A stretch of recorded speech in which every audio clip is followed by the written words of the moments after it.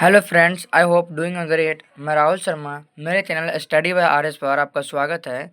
यहाँ पर हम क्लास टेंथ के जो विद्यार्थी 2025 में क्लास टेंथ के यानी मैट्रिक के बोर्ड देने वाले हैं, उनके लिए हम हिंदी विषय के हिंदी सब्जेक्ट के जो 50 तो वीवीआई ऑब्जेक्टिव है वो हम लेकर आ जाए हैं इस लॉन्ग वीडियो में।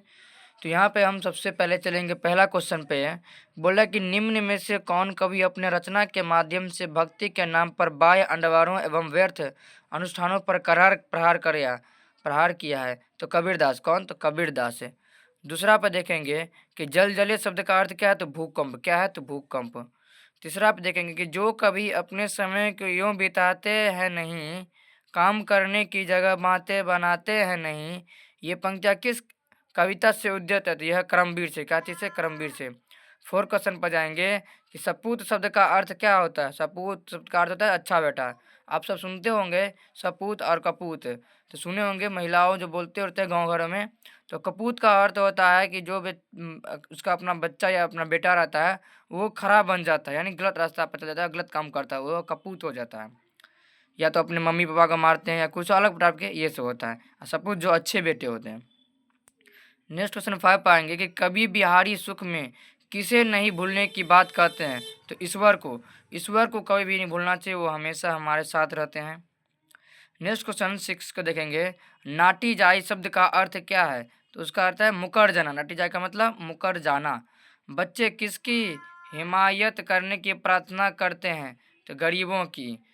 नेक्स्ट क्वेश्चन यहाँ पे देखेंगे 8 का देखेंगे कि रमजान कितने रोज़ों के बाद ईद आई? तो 30 दिन के। 30 दिन जो रमजान जो आता है वो 30 दिनों के बाद आते हैं।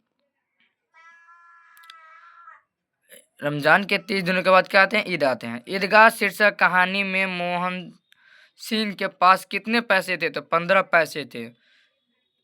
नेक्स्ट 10 नंबर क्वेश्चन है कि हामिद मेला किसके साथ जा रहा था? दादी के साथ। किसके? दादी के साथ। ये आप क्लास 8 में भी हिंदी पढ़ेंगे, वही हिंदी है, इसमें भी रहता है जो नॉन हिंदी के नाम से जाना जाता है। तो आपको ये रिवीजन करने में कोई दिक्कत कठिनाई तो नहीं होगी क्योंकि आप ये पढ़ चुके हैं। नेक्स्ट 11 देखेंगे संज्ञा या सर्वनाम के जिस रूप से वाक्य के अन्य शब्दों के साथ उसका संबंध सूचित हो उसे क्या कहते हैं? तो कारक। क्या कहते हैं? कारक। नेक्स्ट क्वेश्चन देखेंगे आपादान कारक का उदाहरण में से कौन है? तो लड़का पेड़ से गिर गया। ये कौन सा कारक है? आपादान कारक। नहीं तो कर्ता ने कर्म को करण से संप्रदान से आपादान में ऐसे, तो यही होता है। तो आप इसको याद कर लीजिए। कारक 8 होता है, वो बहुत आसान है, याद हो जाएगा। नेक्स्ट 30 नंबर क्वेश्चन है कि हम ऐसा क्यों नहीं कर सकते? यह किस सर्वनाम का उदाहरण है? तो यह है प्रश्नवाचक। क्योंकि सर देखो आप प्रश्न का चिन्ह लगा, प्रश्न पूछा तो क्या होगा? प्रश्नवाचक सर्वनाम हो गया। नेक्स्ट क्वेश्चन देखेंगे 14 नंबर कि वह लड़का किस विशेषण का अर्थ? देखो वह लड़का, क्या लिखा है? वह लड़का। ये जो आपका शब्द है ना वह लड़का, ये वाक्य किस विशेषण का अर्थ है?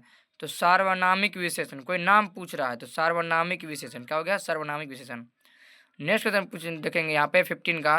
निम्नलिखित वाक्यों में शुद्ध वाक्य कौन है? तो मैं मंगलवार को व्रत रखता हूँ। ये क्या हो जाएगा आपका? शुद्ध। बाकी ये सभी जो है वो गलत वाक्य है। नेक्स्ट देखेंगे कि क्रिया का मूल्य क्या है? धातु। क्रिया का मूल क्या है? धातु। यहाँ पर नेक्स्ट क्वेश्चन देखेंगे 17 का। उसका सिर खुजलाता है, यानी उसका सिर क्या खुजलाता है? तो यह किस क्रिया का उदाहरण है? ये जो लिखा हुआ है वाक्य किस क्रिया का उदाहरण है? तो अकर्मक क्रिया। क्या चीज़ का? अकर्मक क्रिया का। नेक्स्ट 18 नंबर क्वेश्चन देखेंगे कि वह जाएगा। ये जो आपका वाक्य लिखा है किस काल का उदाहरण है? तो जाएगा गया नहीं है।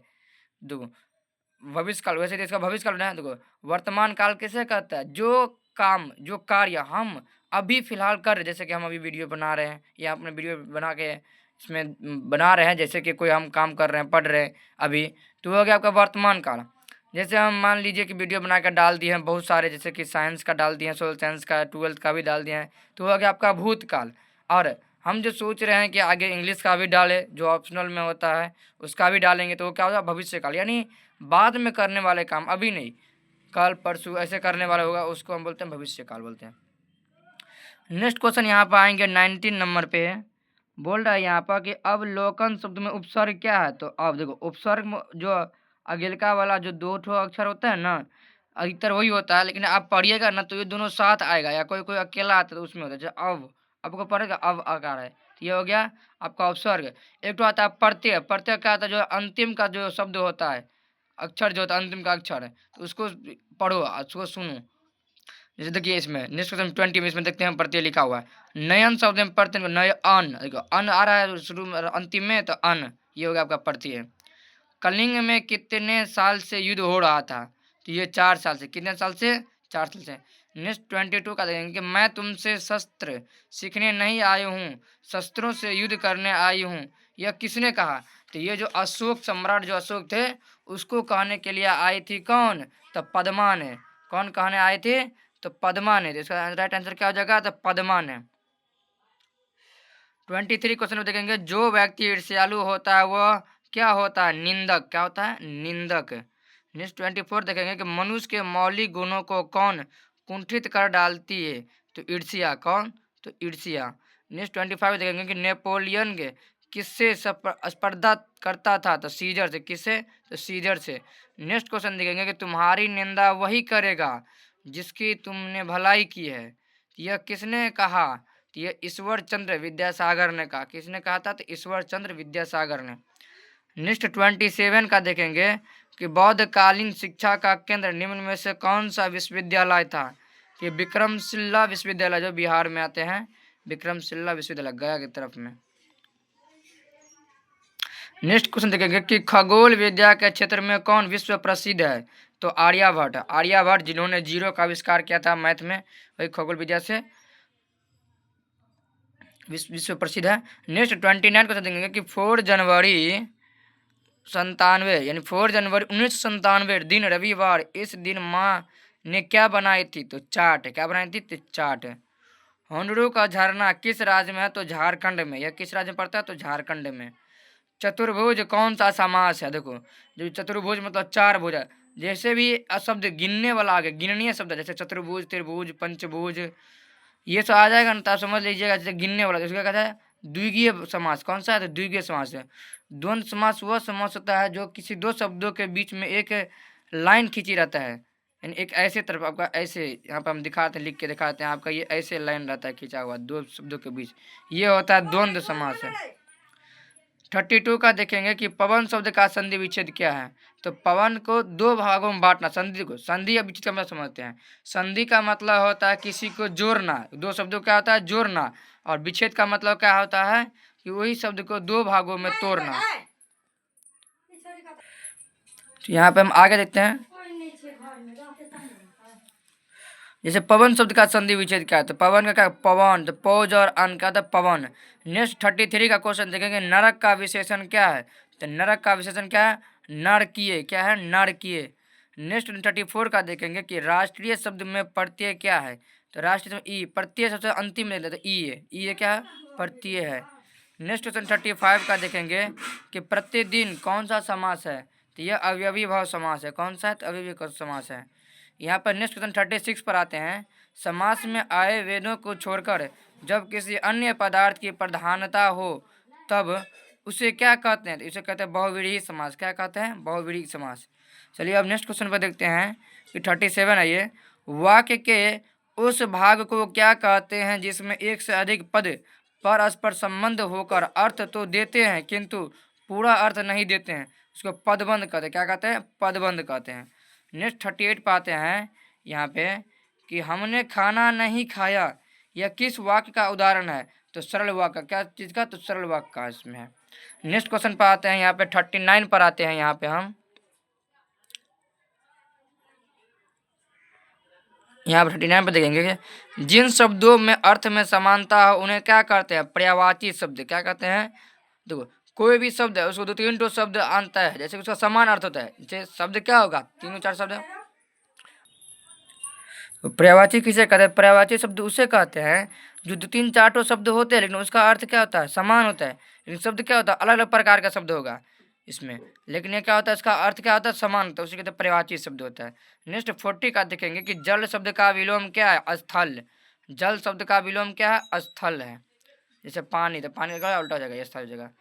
नेक्स्ट क्वेश्चन 41 का देखेंगे कि झांसी की रानी शीर्षक कविता का रचयिता कौन है? तो सुभद्रा कुमारी चौहान। कौन है? सुभद्रा कुमारी चौहान।